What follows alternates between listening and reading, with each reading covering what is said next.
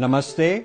It's important for my movement that you please subscribe to my channel and share it with your friends.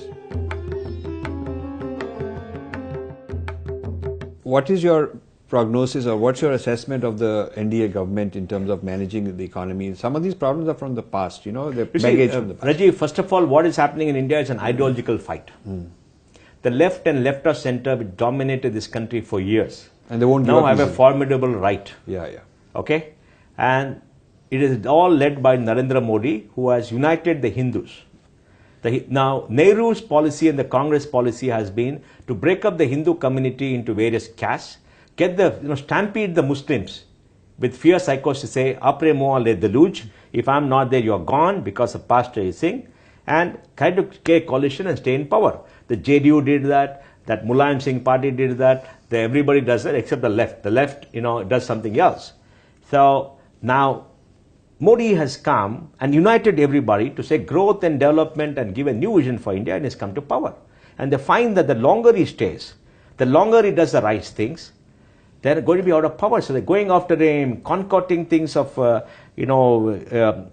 intolerance, of nationality, of patriotism, all kind of stuff, right to the election time. If you notice all the things that come from Delhi, they're the election times, which always create a controversy to poison the minds of people, like they did in Gujarat now, and lead it. So I think this ideological fight, and they got their own fellow travelers in Washington Post, New York Times, in academic circles to write this thing. One eminent economist who was a chief economic advisor tweeted, after that one person got killed, somebody got killed. Somebody killed somebody, right? Somebody killed a Muslim laborer there in Rajasthan. I'm so ashamed of my faith. This should not happen. What is happening? It's a crime, for God's sake. Nobody knows what it is. The crimes will happen for everyone. These are all crimes. So, this is a fight. Now, as for the last 4 years are concerned, I believe the Modi government has done everything right for India's economy and taken on de-vested interest. Yes. One, demonetization was fantastic because it changed the behavior of a class of people who were indulging in black money and were beyond redemption. It put the fear into them that government is going to go after them, expose all of them. And it gave a boost to the digital money. That is different. Yes. To me, how do you change the behavior of people who are evading taxes, doing black money, doing all kind of activity? You got to hit them hard. Yes, some people suffered. It's possible they suffered, yes, but they now come back. But I think it's fantastic. Second, GST is fantastic because you're creating one single national market. Right. And you are getting all the data into single database. You can find out who is there. Now in Surat and other places, they went on a fight, on a strike for what? Because you know why? If you do, tell me, Rajiv, if you do 1 crore business, 5% you learn profits, 5%, 5 lakhs, you got to pay income tax, man. They're not paying income tax. 1 crore, 2 crore, they don't pay income tax. You and I pay income tax on 2.5 lakhs. All of us pay income tax. Why can't they pay income tax? Right. This country should protect honest taxpayers, not crooks, not tax evaders. Right. They were sought to be protected. People are fighting for them. And every media is writing, these people are going, the informal, what informal? Because rubbish. Everybody must pay taxes. Right. There's enough exemptions. GST was very good. Now we took on the crony cap list. If you look at the list of top 10 people who borrowed money, one company has borrowed 40,000 crores of loans and the defaulting for power plants. Now, did they have 20,000 crores of equity? The banks who gave, did they ask, where's the 20,000 crores of equity for a debt equity of 1:2? They went on giving money because bribes are paid. There's a call from Delhi to the chairman. I know it. I've spoken to many chairmen. Many people have told me. Consultants have come and said, I can get you money, you pay 2%, you do this. It's happened. Now, they're all being taken to the cleaners. The insolvency code is coming and this is all happening. All right? These are good things. These are good things, the major reforms. Because India must reward honest taxpayers. India must reward honesty. We must drive away the black money. We must tell people we respect you as taxpayers. If you're tax evaders, we're going to go after you. Okay? Like America does. America put Lisa Helmsley into prison at the age of 79 or something, right? The right thing to do. Because tax paying is a biggest crime they can do against a civilized society, not paying taxes. So we must do that. And then is putting money into roads, is putting money into infrastructure, is targeting by DBT, by Aadhaar. This is great. If poverty is a lack of purchasing power, by Aadhaar, if you can put money into people's bank and they know what to do, it's fantastic. There's no leakage. And putting, this thing, neem into urea, a lot of things have been done. It takes time for the results to come out. I hope the results come out. But one thing is certain, there's no corruption in Delhi. At the UPA, there was corruption. There's not a single scandal, no corruption. The ministers in Delhi, I'm told, are scared. You won't talk to businessmen because somebody is watching, and people are saying power is centralized, power is this, but there's no corruption.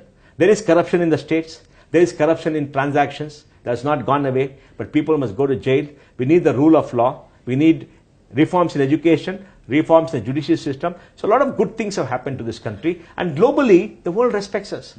I was in Japan. They're respecting Indians. They're saying you got a strong prime minister. First time they're respecting Indians. Pakistan. Whenever Pakistan is to shoot across the border, I was told that people are not told not to shoot back to conserve ammunition. Now the thing is, they shoot you once, you shoot them 10 times. Right. Because the only way to tackle a bully is to hit him back. These are bullies. We know where they come from and what they do. I think that Modi or Modi style governance we need for 20 years. At least. We need for 20 years to counter the last 70 years of what the Nehruvians did.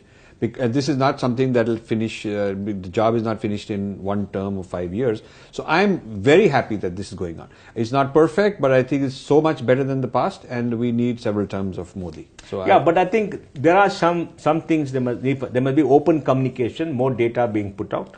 And more competent ministers. More competent. Some of the ministers are very good. Very good, yeah. But I think, more has to be done.